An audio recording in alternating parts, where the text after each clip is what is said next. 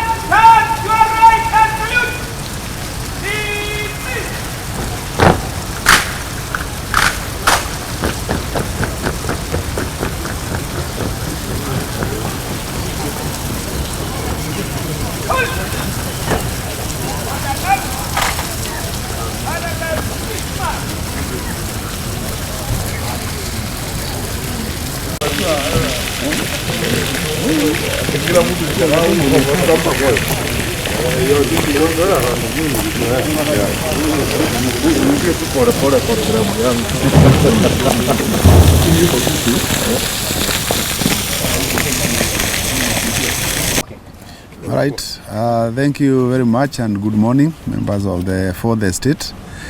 Welcome to the APTC.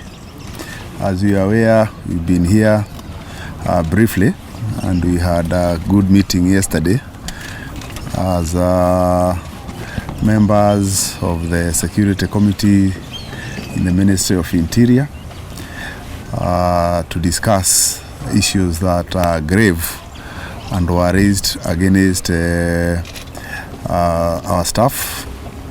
And today, because these were official allegations that were made, we had a brief meeting so that we can respond to those issues that were raised. And we have today been here representing the rest of the staff in the security sector. We have our Director of Criminal Investigation, Bwana Kenoti. We have our DIG responsible for the Administration Police Service, Bwana Gabo. We have our DIG responsible for Kenya Police Service, Bwana Mbogwa. We have the Inspector General of Police, you know him, Mr. Mutembei. To my left, the farthest left, we have our Secretary to the National Administration, Mr. Osia, and to my immediate right, left, we have the Regional Commissioner for Nairobi to represent his colleagues here, Mr. Kang'ethe Thuku. And obviously this press briefing has been convened by the Cabinet Secretary for Interior to just respond to the issues that were raised by the Deputy President against our staff yesterday. So, Waziri, karibu. Thank you, PS and my colleagues from the security sector who are here this morning. And thank you, members of for the State Press, for coming along. And we remain very grateful to you for your constant coverage, our interaction with you as always when we have issues such as this. As we go along in this press conference, you will realize that for the first time in the history of our country and for the first time during this administration, I must frankly tell you we find ourselves in a very awkward situation, because in an organized society and in a respectable environment, it is very unusual that members of cabinet would talk to each other and answer each other through the press, such as we are doing. because we are here to respond to issues that were raised by His Excellency the Deputy President of the Republic of Kenya, who is not only a member of Cabinet, but a member of the National Security Council, where we sit together. But since he raised issues and put issues in the public domain and circumvented the administrative procedures that exist in government, for the sake of the country and for the sake of Kenya's friends and everyone out there, we are forced to do this, which is something we ordinarily would not want to do, because we believe that we should be decent and respectful enough to respect the offices we hold and the authority that has been bestowed upon us by the people of Kenya and the Constitution, so that we interact in a much more respectful manner than than we have seen recently. The second point I want to make before I say this is that I've said somewhere before that the last 4.5 years or 5 years have been very tough for the security sector. We have lived through a very strenuous environment where a senior leader in the country, a member of the National Security Council and a member of Cabinet, constantly attacks the security sector and makes, allegations against the security sector. And you can agree with me, my friends, that we have completely avoided a direct engagement or direct, conversation through the press. First, because we respect the Constitution of our Republic and we respect the laws that govern how we work. Secondly, because we believe in the good order of society, and we have avoided for the last 4.5 years to 5 years, when we have had all these challenges, we have never felt it necessary to do what we are doing today. But look, it appears that such is life, so here we are, and we hope that we don't have to do this.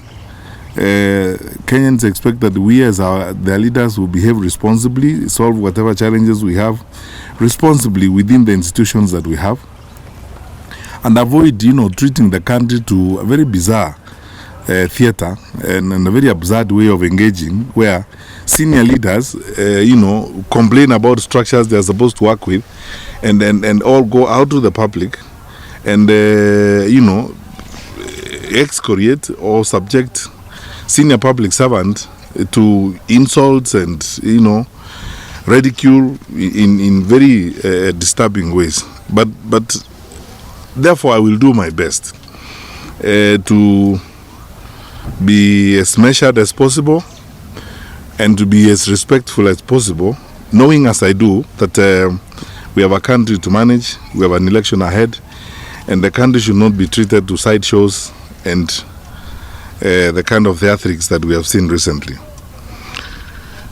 His Excellency the Deputy President, who is also the presidential candidate for the United Democratic Alliance, UDA, made 4 allegations yesterday in his statement. 1, that the government and its senior officials have mobilized to campaign for Azimio la Umoja, One Kenya Alliance presidential candidate. 2, that the national government administrative officers, especially chiefs and their assistants, are being mobilized to rig next week's general elections against the UDA presidential candidate through suppression of voter turnout and or buying or holding identification cards. 3, that the Cabinet Secretary and the Principal Secretary in the Ministry of Interior and Coordination of National Government and government administrative officers in the Rift Valley, and they actually named 4 of our officers, I'm going to talk about them, have been holding meetings illegally and planning to provoke ethnic conflict in that part of our country. And fourthly, that the government, through the Communication Authority of Kenya and the Kenya Power and Lighting Company, plans to interfere with the conduct of the general elections by disrupting the communication networks and the electricity supply. Number 1, as the government and its senior officials mobilize to campaign for any particular candidate, the answer is simply no. Number 2, have we instructed national government administration officers to campaign for any particular candidate? The answer is no. Have we been meeting chiefs in secret meetings and planning against the UDA presidential candidate? The answer is no. I mean, there's no evidence presented on that. Have the cabinet secretary, principal secretary, and senior Ngao officials been holding meetings and threatening chiefs to campaign for or support a particular candidate? The answer is no. No evidence is presented of this. They're just sweeping statements that are just made for the heck of it. And then finally, I'll talk very briefly about CAK. It's an independent institution. I'll just comment about that merely from the point of view of what our role is and what we know about that. But even that claim is not backed by any evidence. One, the structure of the security management of the country starts from the highest national security organ, which is the National Security Council. The National Security Council is chaired by His Excellency the President. And I have to say here that I have expressed clearance from the President to do this press conference, because I couldn't if I didn't have clearance from the President to do it, because that is how an orderly country is run. Two, you go to the National Security Advisory Committee after that. And the National Security Advisory Committee is comprised of the technical officers, the heads of the security agencies, and the others, who manage the security institutions across the country. Then from there we go to the respective ministries, and from the ministries we go to the regions, from the regions we go to the counties, from the counties we go to the sub-counties, all the way to the sub-locations. Right from the sub-location, the assistant chief chairs the security committee at the sub-location level. The chief chairs the security committee at the location level, and all the way to the National Security Council. The security sector is a very regimented arrangement. You don't have the freedom, and you have no capacity to work outside of it.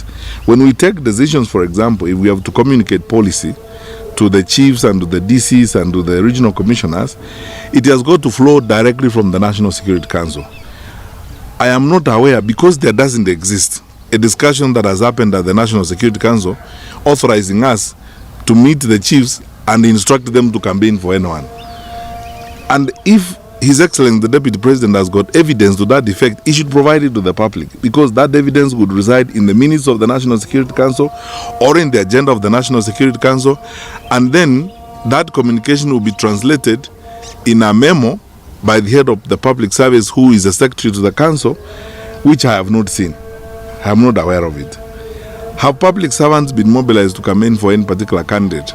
The answer is no, because that information would be resident in a circular by the head of the public service. I have not seen one. I have not seen any communication from the Public Service Commission itself to public servants. And public servants are all governed by a code of conduct, which is very strict on how these things are supposed to be done. Thirdly, my friends, all meetings we have with chiefs and assistant chiefs are held in public. We either meet in county commissioners' offices, in church halls, in schools. The most recent meeting that PS Kibicho and I had with the chiefs of Nyamira and Kisi was held at Tombe Girls, in a public school, a public place where everybody can access. Government is not a secret society. These allegations create an impression that government has been operating like a secret society. Government is not a secret society which meets somewhere under a tree and conspires. We're not engaged in any conspiracy against anyone. And the things we do are guided by an agenda. And in most cases, we take notes of this. And I am not aware, and we have never had meetings anywhere to instruct chiefs or instruct assistant chiefs to do whatever needs to be done. Fourthly, which I think is an important point to make, the interface between national government and county governments in the implementation of public policy is done through the National Government Administration. We have worked with chiefs on and assistant chiefs and our deputy county commissioners on 100% transition. We have worked with them on the war against FGM. We have worked with them on the gender violence. We have worked with them on a huge number of issues before.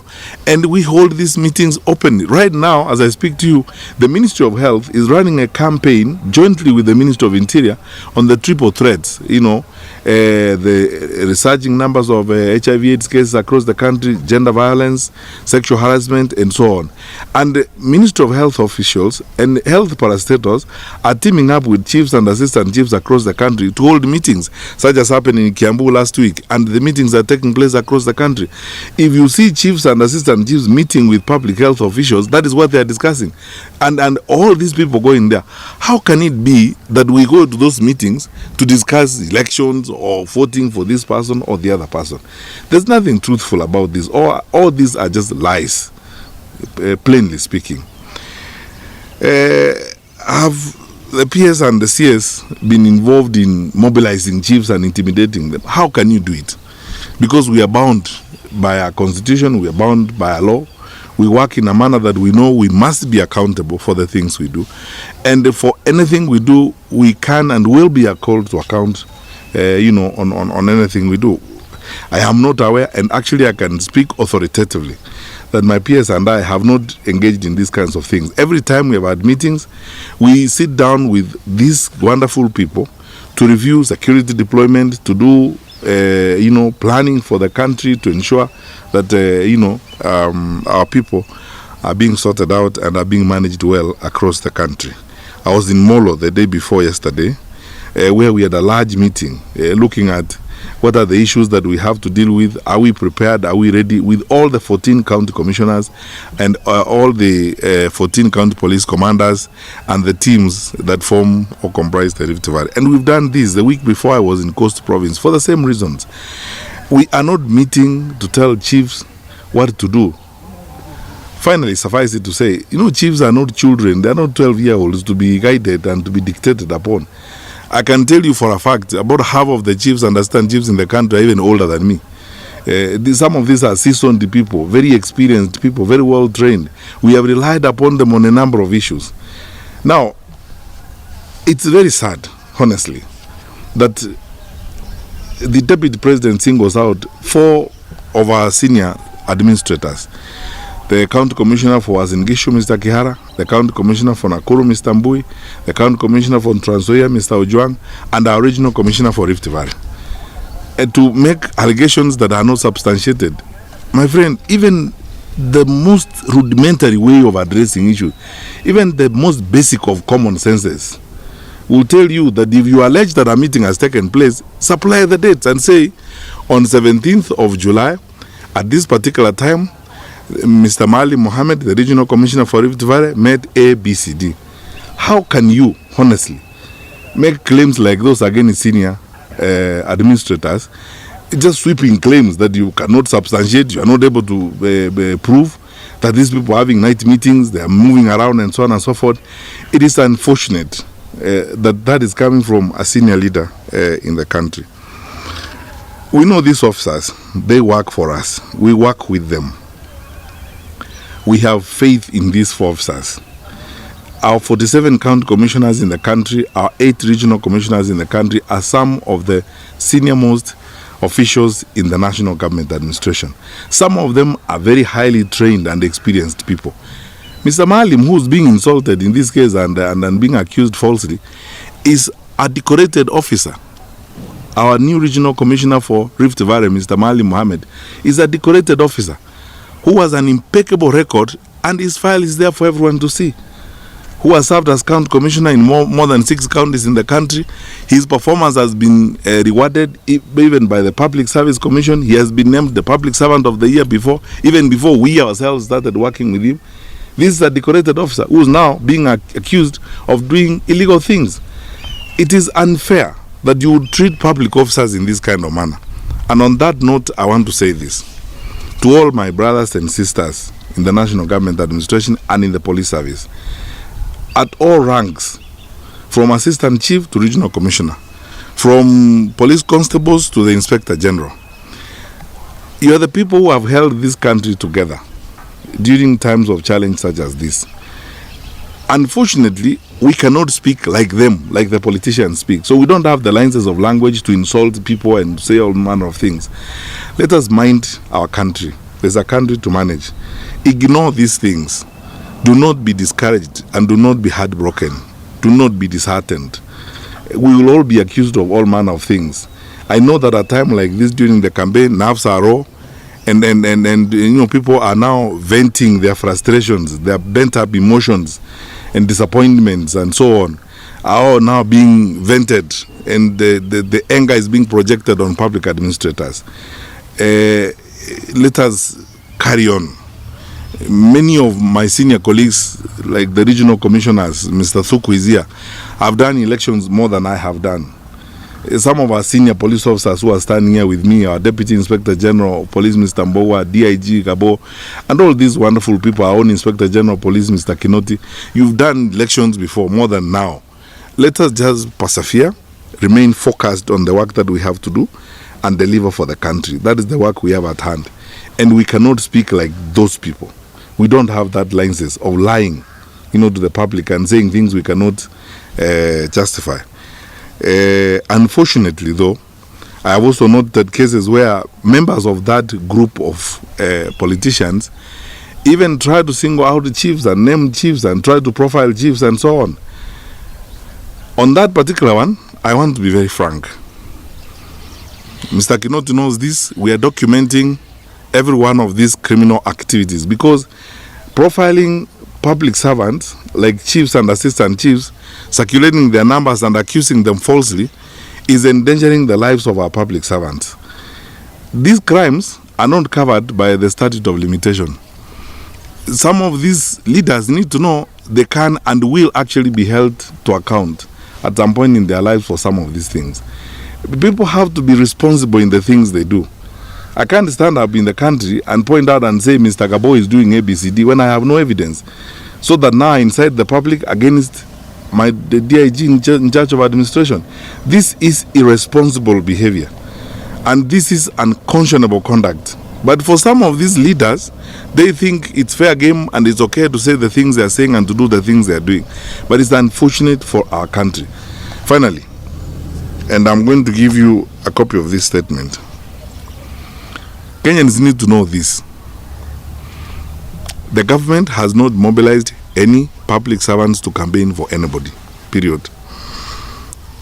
Chiefs and assistant chiefs have not been mobilized or instructed to campaign for anyone, period. We do not operate that way. Our responsibility is defined by the law. We are working very hard, working with fellow Kenyans to ensure we support the IEBC to conduct free and fair elections. That we shall do with commitment. We will look neither to the right nor to the left. We will remain focused on that goal to ensure that we serve our people.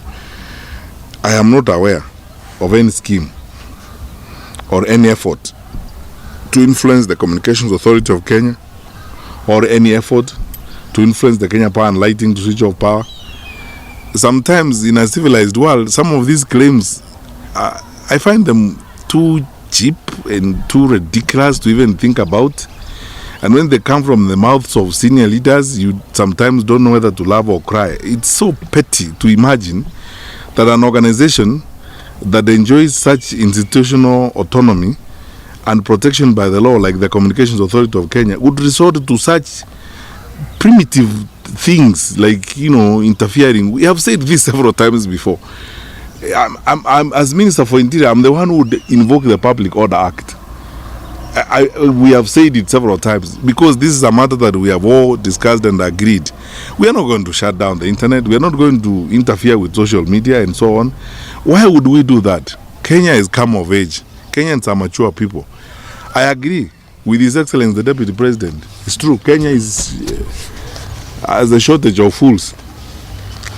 And I think that applies more to some of those petty claims that he's making and so on than anything else. Because really, how would you, Communication Authority of Kenya, with the reputation they have. By the way, people forget, we sit at the International Telecommunication Union as a country at the ITU. We are very respected at the ATU. Kenya has taken its place of pride and honor in the ICT sector in the globe. How would we resort to doing some of those petty things like, shut down the internet, or CAK has been instructed by who? To do what? There's nothing, there's no evidence in any of those claims that have been made. And I think at best, and this is my conclusion, Kenyans should just ignore those things, treat them with the extreme contempt they deserve, and focus on the election day. Let us go like law-abiding citizens, queue, vote, elect our leaders, and wait for what the IBC will tell us. Our democracy has come of age. This is a wonderful country, and God has been gracious to us. We will do our bit, as I believe every Kenyan is determined to do their bit to ensure we have a free and fair election.